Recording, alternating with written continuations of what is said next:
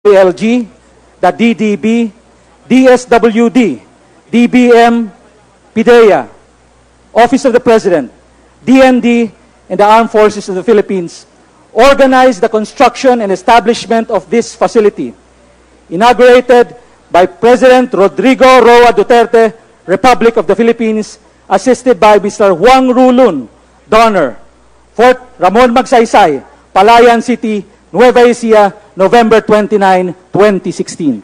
And now the President will unveil the marker.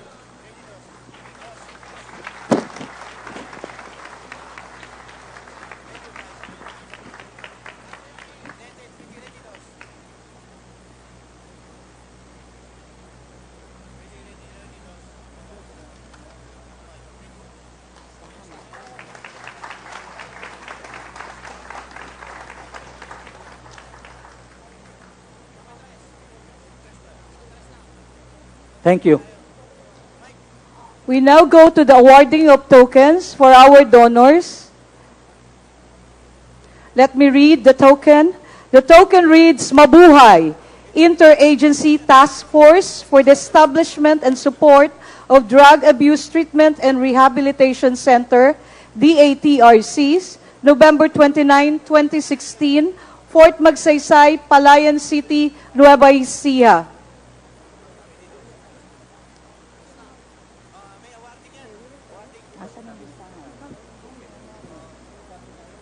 May I request Cabinet Secretary Leoncio B. Evasco to assist the President. Mr. Wang Rulun, Century Golden Resources Incorporated.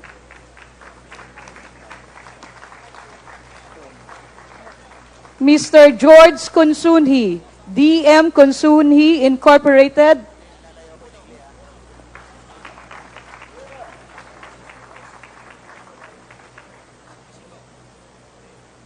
Mr. Kevin Andrew Tan, Mega World Corporation.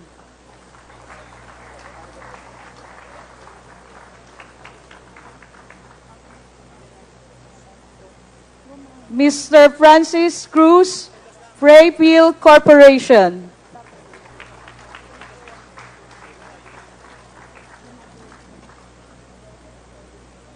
Engineer Joy Renz, Agas, Mapua Institute of Technology.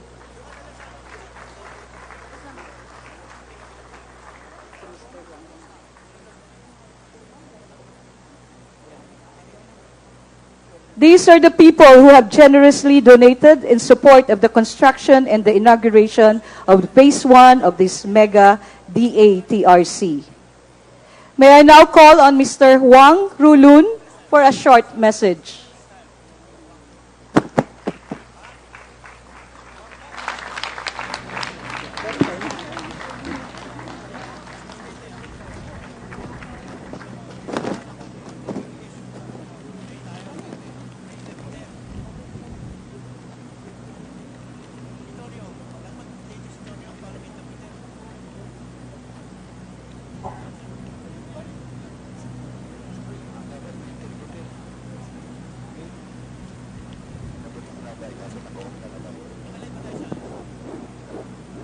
Hello. 尊敬的总统、市长、杜尔特阁下，尊敬的各位领导、各位媒体记者、各位来宾、女士们、先生们、朋友们。 Mayor Rodrigo Roa Duterte, President of the Republic of the Philippines, distinguished leaders, media friends, distinguished guests, ladies and gentlemen, friends. 今天我很荣幸站在这里，向百忙之中命名本次典礼的各位领导、各位嘉宾表示衷心的感谢。 I am very honored to be here today. I would like to express my heartfelt gratitude to all the leaders and guests who are present here in this ceremony amid your hectic schedule. 向奋斗在进度一线的各界人士 祝以崇高的敬意 And my deepest respect to the people who have worked in the front lines of this war against drugs. 毒品祸国殃民是全人类的公敌，贩毒与吸毒是毁灭社会、摧残人民心理的罪魁祸首。 Drugs wreck the country and bring ruin to the people. It is the common enemy of all mankind. Drug trafficking and drug abusing are the chief culprits in wrecking the society and destroying the people's minds. 毒品长期困扰着世界各国政府和人民，毒品的蔓延给世界各国的经济发展、社会稳定带来极大的影响。 Drugs have long plagued governments and people all over the world, and the spread of drugs has brought great harm to the economic development and social stability of all countries in the world. 今年6月，杜特尔特总统从事就职以来，才信仰和忠诚。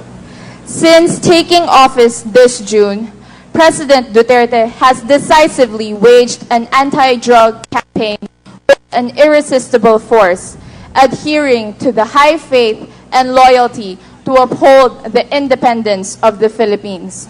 某国院之长久，请自是召着自己，以雷霆万钧之力，果断向危害人类、危害社会的毒品宣战，力挽往来，捍卫了国家尊严，不负众望，深得民心，功在当代，利在千秋。 To seek long-lasting national destiny. This is to defend the national dignity, to deliver the goods, and to win the hearts of the people. This effort in the contemporary era will benefit future generations. 作为一名女为华侨，我义无反顾地支持杜特尔特总统英明而伟大的决策，毅然决定捐资持之以批所，捐建2所计10万平方米的大型。 And overseas Chinese in the Philippines, I fully support President Duterte's admirable campaign and decided to donate 1.4 billion pesos to construct 2 drug rehabilitation centers with a total area of 100,000 square meters. 今天6万平方米来容纳1万名戒毒者和1000多名的管理人员办公的大型场所的第一期工程顺利动工，正式投入使用，以此为菲律宾的社会安定和和谐尽绵薄之力。 Today, we officially opened the first phase of this project, which has an area of 60,000 square meters and can accommodate 10,000 patients and more than 1,000 staff and employees. This is our modest efforts to make the Philippines peaceful, stable, and harmonious. 菲律宾与中国一衣带水，毗邻而居，两国人民世代友好往来，情深意长，历史悠久。 Philippines and China are close neighbors. The people of the two countries have maintained a deep, friendly, and long-lasting relationship. 特别是杜特尔特总统上任以来，助力发展徽中友谊，促进世界和平，使两国关系焕发了新的一些。 Especially since President Duterte took office, he exerted efforts in strengthening the ties between China and the Philippines, promoting world peace and opening a new page in the China-Philippine relations. 我坚信，菲律宾共和国在杜特尔特总统的领导下，在习近平总书记所倡导的一路一带的国际性经济发展战略的推动下，在菲律宾各界的共同努力下， I firmly believe that under the leadership of President Duterte and with the promotion of President Xi Jinping's proposal of One Belt, One Road initiative as the international economic development strategy, and with the joint effort of multi-sectors in the Philippines, 这个美丽岛国必将重新扬帆起航，坚强屹立在世界民族之林。徽中两国的友谊必将得到全面升华，牢不可破。 These beautiful islands will surely set sail again and stand tall in the world. The friendship between China and the Philippines will surely resonate in all areas and be too strong to break. 最后，恭祝各位来宾吉祥安康，祝福菲律宾的明天蒸蒸日上，祝愿徽中友谊万古长青。谢谢。 Lastly, I wish everyone good health and prosperity, wishing the Philippines a bright future ahead, and wishing the China-Philippine friendship to be strong and everlasting. Thank you.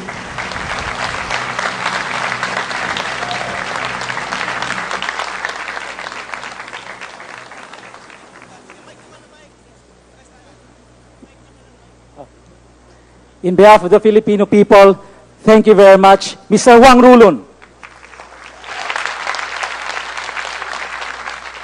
At this point, may I request Cabinet Secretary Leoncio B. Ebasco to introduce the guest of honor.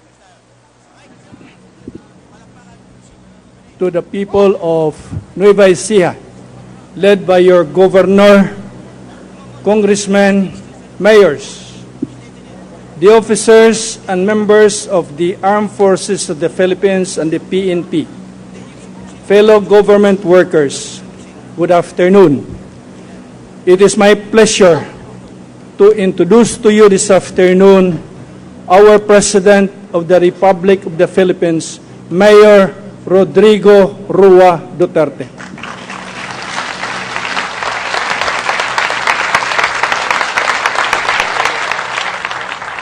Kindly sit down. Maraming salamat po.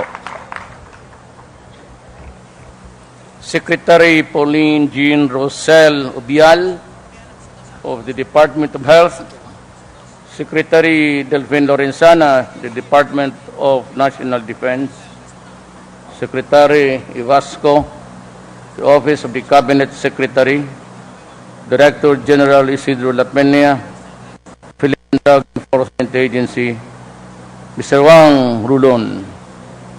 Mr. Wang, please accept my gratitude and that of the Filipino people. Governor Sarina Umale, Mayor Adrien May Cuevas, Lieutenant Ricardo Visaya, Lieutenant General Eduardo Wanyo, the other members of the Mega Drug Abuse Treatment Rehabilitation Center, beloved workers in government, my beloved also countrymen. When you are a friend, you do not treat him badly before the public. You do not humiliate an ally. And at all costs, you must save the friendship as an ally and friend so that you can help each other in the world of geopolitics. Alam mo, what hurt me so much was really, and because I know the gravity of the problem, I was mayor for 23 years in Davao City. Kaya alam ko kung gaano kalalim ang laro. But I was not really expecting it as terribly as it would come to me when I became president. I was very strict in Davao. Totoo yan. There are allegations of extrajudicial killings. But, we cannot dwell on our sins if there are any. We have to dwell on what to do to improve the situation, especially if it is the country does it at stake.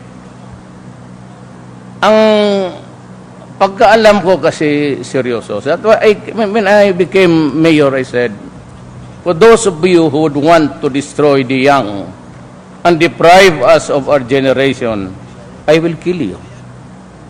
Simply. And if you destroy my country, just the same, I will kill you. Because both the Filipino people, the young ones, now in grade 6, grade 5, at ang aking bayan, kung hayaan ko, magkakaproblema ako. Magkakaproblema ako sa bayan ko, it will go down crashing. It will become a failed state like what happened in Latin America. A lot of them. By the way, Ion Grillo, who wrote the gangster on about the drug wars in South America, is a favorite bestseller author of the book. He has come upon the invitation of somebody I do not know, but he will be here tomorrow. And I would be happy if he'd be allowed to say things in public of what was really the things that he wrote about. But anyway, ganito yan. Kung kaibigan mo, wag mo akong pahiyaan. Instead of helping me, just like good Samaritan, na walang, I mean, he just came out of nowhere and went to my office and said that he would help me solve the drug problem because he heard that, well, you know, Duterte, instead of killing the drug people, why don't he just, you know, build something like this? You know, I became mayor midterm. I am operating on a budget that was prepared by my predecessor, which was prepared last year. The budget for next year, as everybody knows here, is being prepared now. It is in Congress, and it will become operational next year. Pumasok ako midterm. Sabi nga nila, bottoms up. So when I became president, all that was left for me to spend was the operating expenses only. MOOE lang ako, wala nang iba. So, sana ko maghanap ng pera. I cannot get the money from the armed forces and transfer it to Secretary Ubial and tell her, you use that money. Because that would be robbing Peter to pay Paul. Hindi ko pa magamit kung saan specific. So, wala akong magawa to swallow lahat na. But then, let me warn you. Drugs is a very virulent agent in any society. The campaign against drug will continue to the last day of my term. I will not stop until the last drug pusher is out of the street and the last drug lord or king killed. Yan ang pangako ko sa inyo. I don't care about media, whether it's international. That's not my problem anymore. Elections are over, and what I need to do is just to comply with my promise. Remember that I promised the country that if elected, I would do away with graft and corruption. And it will be done, I assure you. I give you my solemn promise. Then, drugs, with the help, of course, of the good souls in this planet, we will overcome and make it. Basta sa panahon ko, tatapusin ko ito. Kung hindi ako matapos, okay lang. But, you know, we live by our destiny in this planet.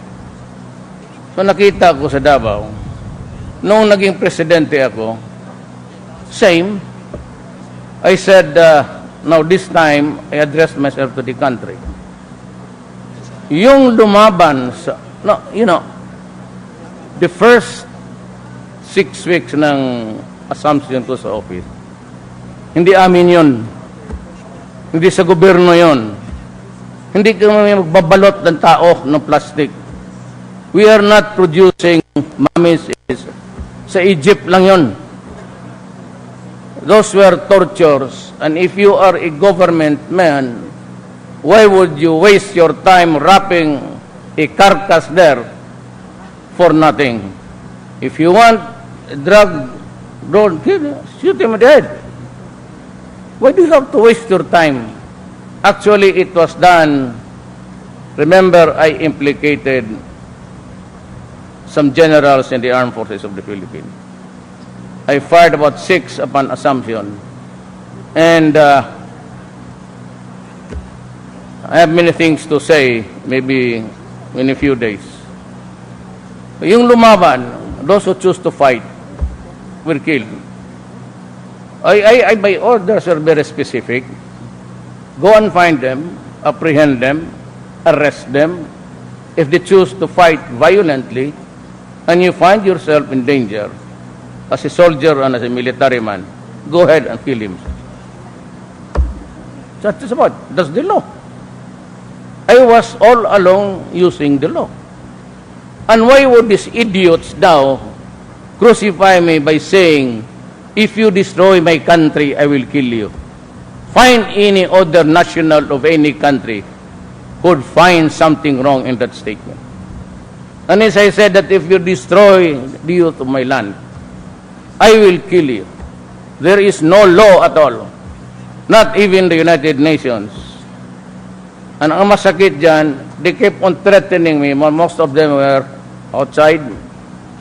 And always they would say, we will bring you to the International Court of Justice. How stupid can you get? The one saying it, the United States of America, is not even a signatory of the International Criminal Court. Then why are you using a term in the charter of an organization of which you are not a member? And what about killing? I said early on it was the purging and the cleansing. Then came those who chose to fight. But yung mga tao na tumago at naghintay ng opportunity for a rehab or something good along the way, baka may makukuha sila, yun yung dadating dito. Those who choose to fight it out, made a stand, they are there in the memorials and cemetery. I am sorry for them. But I will not hesitate to do whatever it is necessary to save my country. Sabihin ko sa inyo, even if I will rot in prison, so be it. Yan na lang ang pinaka-contribute ko sa, wala naman akong ibinigay sa bayan ko. I am not with credentials. I finished kindergarten to, I never got beyond the 75, 76, 77, 75, 76. Yeah, but sometimes, even with the minimum or the barest minimum of know-how, I can perhaps do something for my country. But, no. Pumasok kayo sa ibang bagay, wag dito. Putang ina, talagang papatayin ko kayo. Kaya mo yan sila, huwag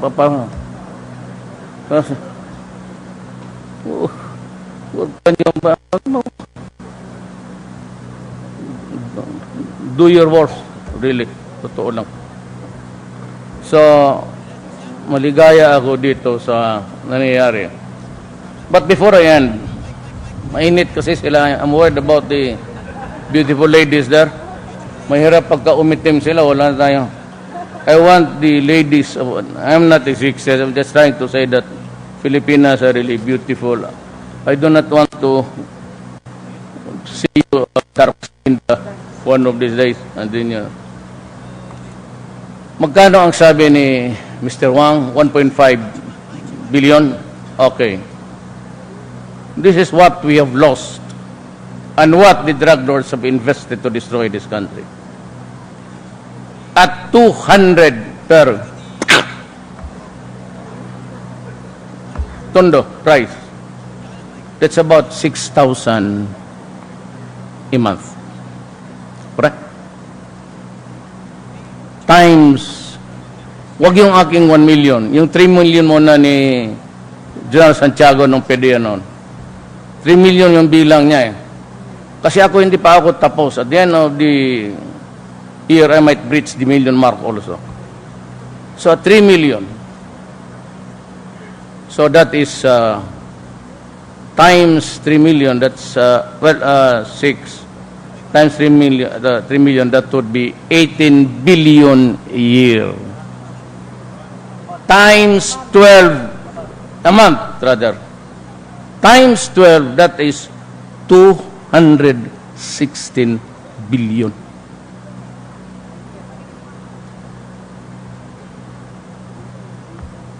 Magkano ito? 1.5. So how much? Kaya maraming property, mga hotel, barko, lahat na nandyan sa kanila. And I said, they invested on the lives and sanity of the Philippines. Kung hindi kita mapatay yung... And do we have that 1.5 at our disposal? Maybe we have the money. Maybe we don't have it. But then, let us say next year. Again, if I can get hold of 1.5, maybe I will also build another one, this time, somewhere in the Visayas. But I'm sure, kasi may tinurn over ang PAGCOR 5 billion kagabi. Si Andrea, so PAGCOR, so baka, but you know, there's trouble there in Mindanao. It is within control, but it's a troublesome thing. So I have to fly tomorrow to go to yung advance party ko na belonging to the Presidential Security Group na ambush pa kanina. Tinamaan ng IED. But I'm going there. I'm going there because I'm just simply going there. The advice was to postpone. I said, no, I'll go there. And if possible, take the same route. Maybe we can have a little gunfight here, gunfight there. Exercise, baka. Kung hindi ako lulusot, nandiyan naman. That's why we have a Vice President, Leni Robredo. Then we can have a gentle President also. In exchange for the this courteous mouth. Hindi, ganito lang talaga. Pero, what else can I do? I was trying to explain to everybody that I do not have the money, that I entered the presidency midterm, that I'm having a hard time coping up. Kasi, ang droga, ngayon, there's a better atmosphere in our place. In Davao City, napunta naman kayong lahat. Apparently, all of you have been there. It's a peaceful place. So, bakit? Because I stood my ground. I said, you stay here, I'll kill you. You do not go out of the city, I will kill you. Those who are out of my city are now here in Neuva Ecija doing their thing. At least dito sa siyudad ko, you can go around anytime. And to think that Davao City is in Mindanao. Well, except for the rebellion, which is a pestering problem, I really would say that were it not for this, maganda na sana tayo. But we can never move. Now, let me remind you again, per my observation, we cannot have a peaceful country as, if you do not agree to a federal setup. Ako, ayaw kong magpilit ng tao. Ay, para sa akin, good. Ayaw mo, di wag. I'm just a Filipino. As long as you do not bother me, fine. Ang problema, ang Mindanao mismo, ang Dimoro people will go for it at all costs. Remember that the Moro was ahead of us by almost 1,000 years because they are the natives there when the Spaniards and the Americans went there to conquer the island. So, if I may correctly describe it actually, it's the Moro nationalism that's at work.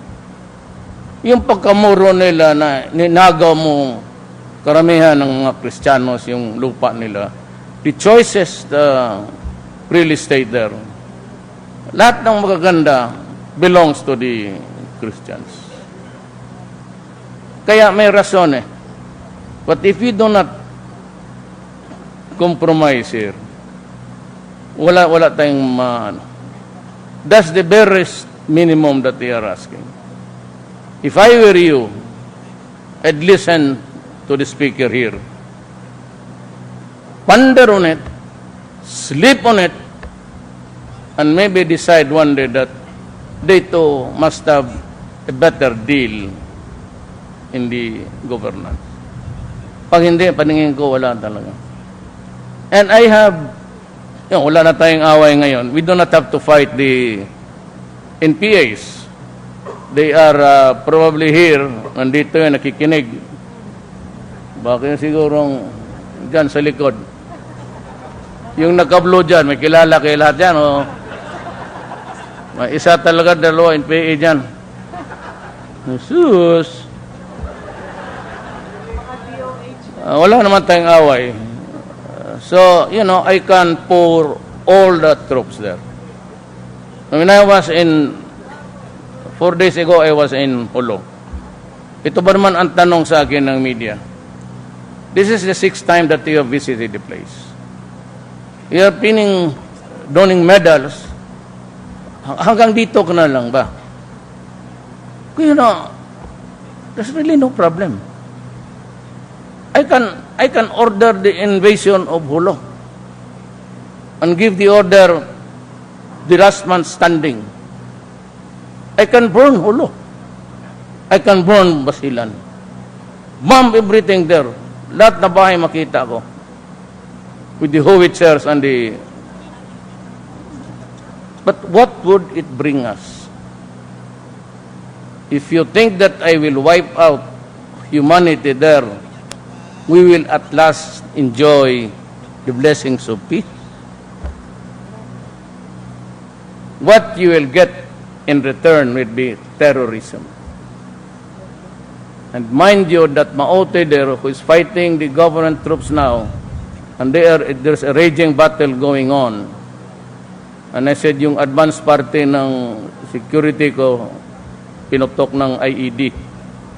I have to go to the hospitals to visit them tomorrow. That's why I have to go home tonight. I have to fly back. Yun ang kasama rin ang the Reds. Mabutit na lang yan, nagkapaghinga na tayo, nag-uusap na tayo. At least there's a respite. For the nonce, we can rest. There's no doubt about it. I can fight the whole year round. May pera ang gobyerno, may taxes eh. But for how long? And at what cost? So, kayong nakakaintindi sa akin, you're too near the left, you're too near with Ms. Wari. But of course, I never liked it, but when I became vice mayor of Davao City, he went around Mindanao strutting with firearms. So I said, no, you cannot enter my city with arms. It's simply not... So nakaintindihan kami. We are fast friends. And we are talking. Ay, may mga misgivings siya.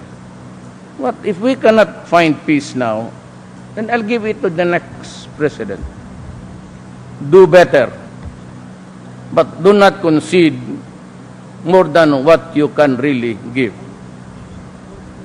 For example, yung gusto nila na they want again, they repeated it before me. Itong, they would want parang regional armed forces, pati police. So that's something which I cannot give. Those are the things that cannot be negotiated. They want a federal type presidency, fine. But the commander-in-chief and the control of the police and the military shall always be in the hands of the president. But those are the nitty-gritty things in life. In the meantime, we savored the moment that Mr. Huang has traveled all the way from his homeland to share his money.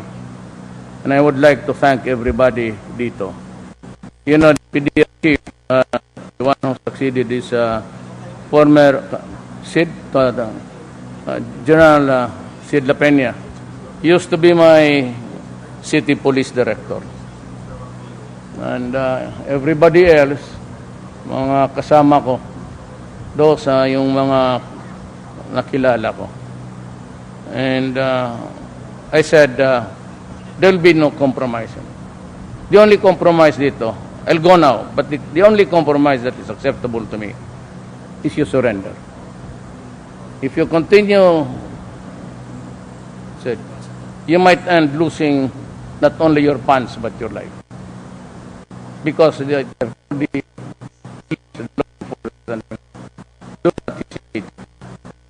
especially if you think your life is in danger. So, para maintindihan ng lahat, gano'n, maraming patay, so be it. The most sensible way to deal with the patay is ilibing mo para hindi mangamoy. So, period. It's a brutal way of saying things, but it's the only thing I think these idiots understand. I will not allow my country to sink like Colombia, even if it is until the last pusher, until the last drug roll is exterminated. That will be the rule of the day. Maraming salamat po. Thank you so much, Mayor Rodrigo Roa Duterte. We will now proceed with the photo opportunity with the President. This will be the order for the photo opportunity. First, with the donors.